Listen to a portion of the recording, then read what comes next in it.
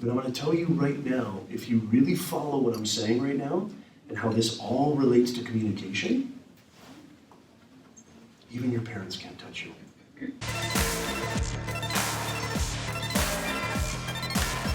I hate to break it to y'all. I know you guys all think this. Your parents have been telling you this your whole life, but you're not a special snowflake.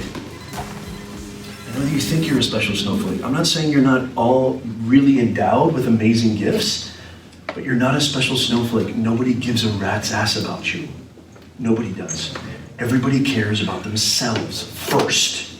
I'm not saying you can't be altruistic. I'm not saying that you can't be unselfish. I'm not saying that you can't give. The beautiful thing about me is I eat, sleep, and breathe this stuff. I was born to do this.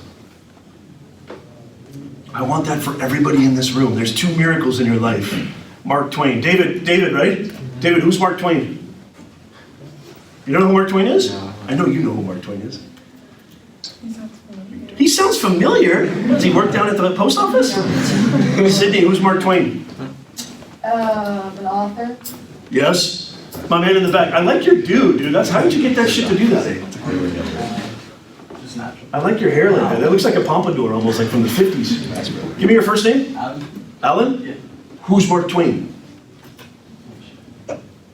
Nobody knows. Amy, you know who Mark Twain is, for the love of God. Tom Sawyer? Huckleberry Finn, first name? Youre. He's pretty much the great. Okay, so you guys all know this, right? The United States has not been around that long, y'all. You guys know that Germany, fucking Spain, fucking France, Russia, Asia, these fucking places have been around for thousands of years. They've got literature and works of art that have been around for thousands of years. Here come these badass Americans, Walt Whitman, Emily Dickinson, Ralph Waldo Emerson, and the great short story and novelist, Mark Twain. I want everybody in this room to remember this for the rest of your life, because this is going to hit you. It's going to drop a grenade in your brain right now. Mark Twain said there's 2 miracles in your life. There's 2 miracles in your life. 2. The day that you're born, that's the first miracle. And then the day that you figure out why, that's the second miracle.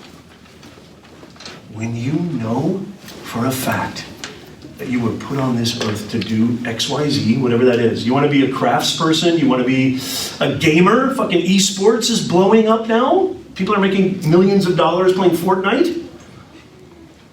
I remember my parents telling me, fucking, stop playing Zelda, dude. Stop playing Mario Kart. You're going to fry your brain. Stop playing Street Fighter, Mortal Kombat. Some of you guys don't even know what the fuck that is. Now I play Ghost Recon, which I fucking love. Alex, Ghost Recon, there's a new one coming out in a month. I gotta finish this fucking one first level, and it's killing me. I'm almost done. Let's do it, me and you. Whatever it is you want to do with the rest of your life, now it's more available now to monetize that than ever before. You're living in the greatest era of all time. There's 2 miracles in your life: the day you were born and the day you figure out why. I finally figured out, after 42 years of age, I finally figured out in my mid-30s, I was born to coach, teach, and mentor. That's my love. I was born to do that. I don't need a fucking PowerPoint. I don't even need money, because I've got something that's bigger than money. I don't need this doesn't own me. This room doesn't own me. No institution owns me, and I want that for everybody here, because it's the greatest feeling on earth. Where if somebody comes to you and says, hey, it's not going to work out here anymore, you'd be like, hasta la pasta, see you later. Because you know who you are. We're going to talk about Aristotle a little bit later in the semester, and how Aristotle talked about author, purpose, and audience. And Aristotle said something else that's really powerful. David, you ready for this? Aristotle says, when you know who you are, like deep within your chest, when you know who you are, neither friend nor foe can ever touch you. Friends can fuck you up. Friends can totally fuck you up. Sometimes even worse than your enemies, right? How many people are feeling what I'm saying when I say that? How many people are feeling that? How many of you have ever had this happen? Here's a perfect example. First name right here? Pierce. Pierce, you're here early. I'm happy for you. Right, yeah. First name, me, did you get in class? Yes. Thank God. First name? Gabby. Gabby, can you relate to this? You have something that gives you such a fucking sweet feeling inside. You got this idea that you kind of have been keeping it to yourself. You haven't really told anybody, not even your parents. And then one day there's an opening. You're surrounded by your so-called BFFs, your so-called best friends, right? And there's an opening. You're like, hey guys, I want to kind of run this by you. Tell me what you think. Is this cool, chill, or is this stupid, or what do you think? Tell me. And you tell them your idea, and you get one of these. Or a roll of the eye. Or just somebody going, I don't think so, bro. Have you ever got that before? From a friend or somebody you think is a friend? I'm gonna tell you something. That eye roll is like a spear in your heart. That eye roll, you may not think about it, but that eye roll can fuck up your dreams. Aristotle says, when you know who you are, neither friend nor foe can ever touch you. This is the real shit that allows you to make this dude fat. This is the real shit that allows you to be happy without fucking Oprah. This is the real shit that allows you to do what you want to do in your life and nobody can stop you. Not even mommy and daddy can stop you. Because your parents may think they know you, and they love you. I'm a parent too, like I totally get it. They fucking love you and they just want the best for you. Now that I'm a father, I totally get it. You just don't want to stress about your kids. But I'm going to tell you right now, if you really follow what I'm saying right now, and how this all relates to communication, even your parents can't touch you. Nobody can touch you. And don't get it twisted. I'm not saying you just become this hermit, okay? I'm not saying you just become this weird person who doesn't get along with anybody. The opposite. You get along with everybody because you don't need to be with anybody. Does that make sense, Alex? There's a difference between needing to be with somebody. First name right here? Maya. Say again? Maya. Maya. There's a difference between needing to be with somebody and wanting to be with somebody. We've all been around somebody that like needs to be around people.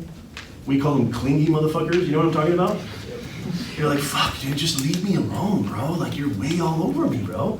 I had a friend, I'm not even kidding you, he hated to be alone so much that he literally fucking made me go with him to fucking get a haircut.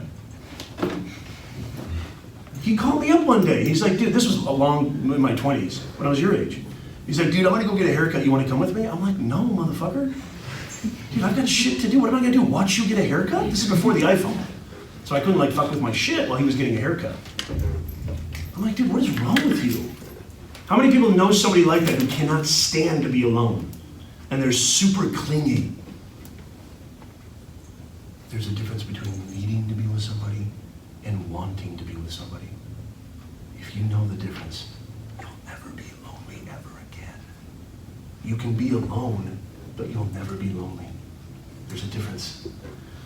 Nez, why are you telling us this stuff? Nez, what does this have to do with our writing? Everything! Everything! But when it comes to your life, it's a billion, trillion, zillion times more relevant. What are we teaching you if we're not talking about your life? What are we teaching you if we're not talking about what's inside your chest? I'm not worried about this dude right here. This dude gets us in trouble. This dude, when we overthink some shit, anxiety, did you guys know that anxiety and depression is like, the line graph is going like this. How many people feel me on that? Young people, suicide rates. That shit kills me, dog. Because I'm somebody who suffered from debilitating anxiety and depression when I was a young man. And there was a couple of times where I felt like I was Hamlet, to be or not to be. Is this the day that I finally do it? Thank God I didn't. I think the only reason I didn't do it is because of my parents. Like, my parents would have lost it if I did that, if I did something that crazy. And I thank God that I didn't do it, because now I can share my wisdom and knowledge that goes beyond fucking books. It goes beyond books. It goes beyond this box called a classroom. This is just a box. It's like a jail cell, kind of. I wanted to go beyond this stuff. And that's what my entire YouTube channel is about, really. It's about mindset and messaging. Getting your mindset right It helps you with everything. You want dollar bills, y'all? It's gonna help you with that. You wanna create something, you wanna be a part of something, you wanna revolutionize this country? You care about Black Lives Matter, or you care about transgender issues, or you care about the LGBTQ community, you wanna do a nonprofit, it's gonna help you with that too, because everything starts with how you communicate it. And if you've got a mindset that's all effed up, it's gonna come out kind of funky. It's gonna come out kind of funky, and people can misunderstand you. That's what this class is all about. First name right there in the back. Dana. Does any of this make sense, Dana? Yeah. I want you to always feel free that you can ask me questions. First name again? Say again? Pietro. Pietro. Okay, your last name? Cefalo. Okay, I'm gonna get that right. So you're Italiano? Yes. Okay, never mind. Also. Prego, bravo, go back to sleep. No, I'm kidding. So if you ever have any questions, if any of this doesn't make sense, first name?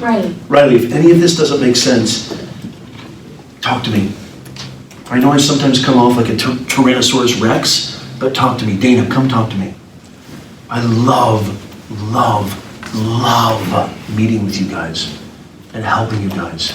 It is the greatest feeling on earth for me. Alan, you know why it's the greatest feeling on earth for me to help you guys? Because I figured out that was what I was born to do. And it still ain't shit, really. It's not about, well, what I do is better than you. It's just about what makes you happy. What makes this thing want to beat outside your chest.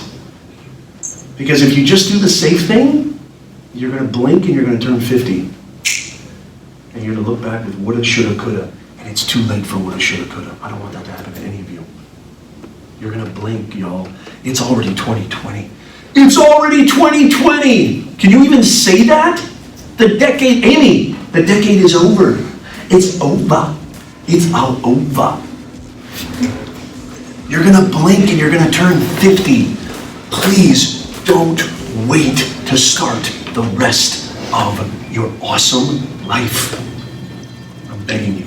And if I can help, Yo Nez, I want to rap with you for a little bit. Yo Nez, I want to talk to you for a little bit. Yo Nez, what's this shit about LinkedIn? What's this shit about anxiety? What's this shit about, mindset you keep talking about? Come see me.